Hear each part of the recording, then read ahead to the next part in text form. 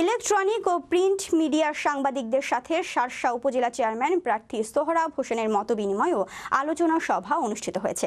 শনিবার বেলা 11টার সময় উপজেলার নাভারণ হক কমিউনিটি সেন্টারে স্থানীয় ইলেকট্রনিক এবং প্রিন্ট মিডিয়ার সাংবাদিক বৃন্দের সাথে ষষ্ঠ উপজেলা পরিষদ নির্বাচনে চেয়ারম্যান পদপ্রার্থী সোহরাব হোসেন মতবিনিময় ও আলোচনা সভা অনুষ্ঠিত হয়েছে।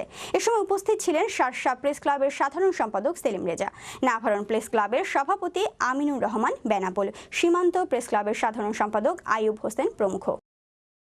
আমি হই আর যেই হোক না কেন, যে এই উপজেলার চেয়ারম্যান নির্বাচিত হবেন তাকে আপনারা সহযোগিতা করবেন। আমি হলে অবশ্যই আমাকে সহযোগিতা করবেন এবং পাশাপাশি আমরা যাতে সকলকে সাথে নিয়ে আগামী শার্শাকে সুন্দরভাবে গড়তে পারি এই আশা ব্যক্ত করছি এবং আপনাদের সকল সহযোগিতা আমি কামনা করছি।